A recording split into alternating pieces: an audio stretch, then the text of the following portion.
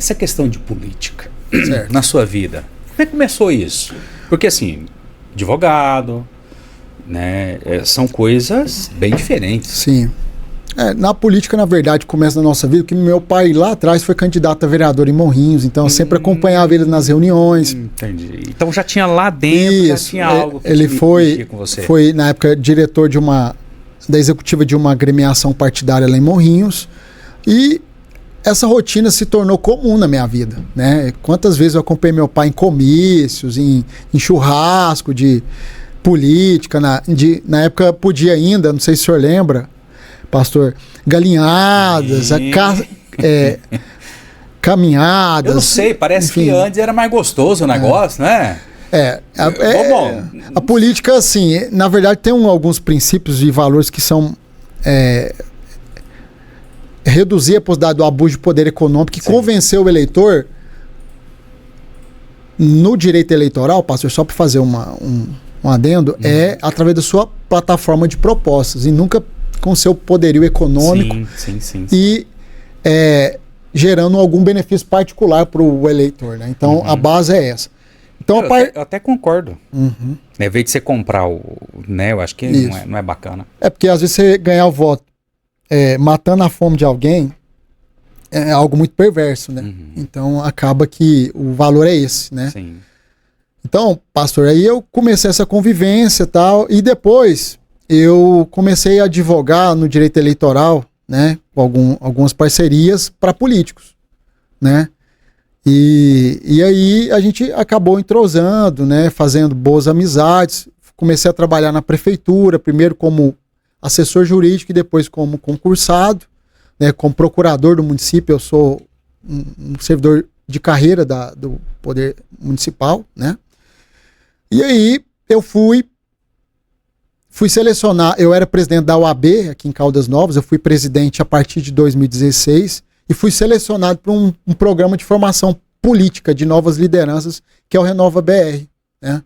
Foi um escrutínio muito pesado, muito forte. Eu fui o único do sul de Goiás e entre os 10 ou 12 colegas de Goiás que foram selecionados dentro de um programa que teve mais de 30 mil inscritos.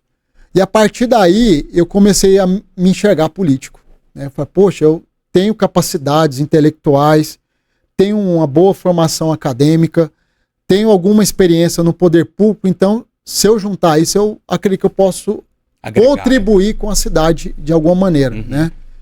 Mais do que eu contribuo. Porque eu cheguei na constatação lá na OAB, pastor, que a minha voz ecoava até certo ponto, né? Ou seja, de um ponto adiante, é a política que define as coisas e as pessoas precisam de ter essa noção clara que as grandes decisões que modificam ou orientam a sociedade são tomadas por políticos. E que sejam, então, políticos mais qualificados, né? Que saibam do que estão falando, né? Então, a gente agregou nesse sentido. Emprestei meu nome na eleição de 2021, no meio de uma pandemia, né, meio de um isolamento social, a gente teve que ir para a rua e com a graça de Deus, com a autorização de Deus, nós fomos eleitos, né? E com a crença de poucos, viu, pastor?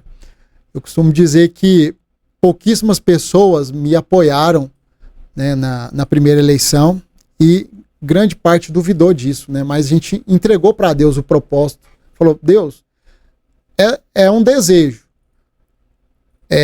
Eu quero que o meu desejo esteja de acordo com a sua vontade. Agora, se o senhor quer isso mesmo, viabiliza, sabe? Porque era muito difícil esse primeiro caminhar, né? E as coisas deram certo, né? Eu acredito na vontade dele. E fomos reeleitos agora em 2024, né? Com a dúvida ainda maior de muitos se eu era capaz de ser reeleito, né? Porque chegar até certo degrau, pastor, dá trabalho, mas a manutenção em qualquer área da vida é um desafio muito maior. Mas assim, você acredita que a população, por exemplo, eu fui, assim, ter o primeiro contato, vamos colocar assim, de te conhecer, foi como presidente advogado? Sim, da OAB. Do OAB, né? Isso. Antes eu não te conhecia, entendeu? Sim, eu acho sim. que a população de Caldas Novas foi te conhecendo mais. Então foi um trampolim, né? Isso foi. Eu costumo dizer assim que a OAB ela me deu uma visibilidade, mas não foi uma visibilidade proposital, pastor. Eu não fiz, junto com um time de advogados, que eu sou muito grato, eu não fiz um trabalho que foi um divisor de águas na OAB com o propósito de ir na política. Não era para isso. Não foi para isso. Né?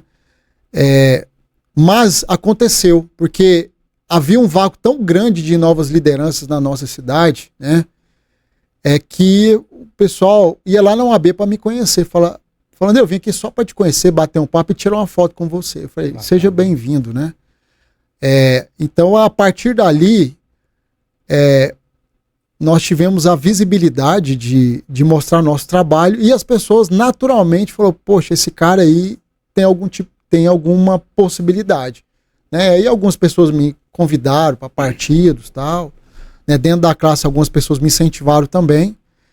Mas o elemento principal, eu lembro direitinho, pastor, eu fui para eu estava em casa angustiado, né? Porque as coisas não encaixavam, né? Aí eu orei para Deus, falei, Deus, o senhor está vendo aí a dificuldade que está acontecendo, as perseguições que já estão vindo, a dificuldade que eu estou tendo, né? Porque as pessoas já te viam... Já, e aí é um detalhe, que a política, os agentes políticos mais tradicionais ou mais antigos, eles não querem possibilitar que novas lideranças sejam formadas, porque isso pressupõe a divisão de poder ou a perca do poder por eles, certo? Então aí começa a sua família ser pressionada, perseguida, né?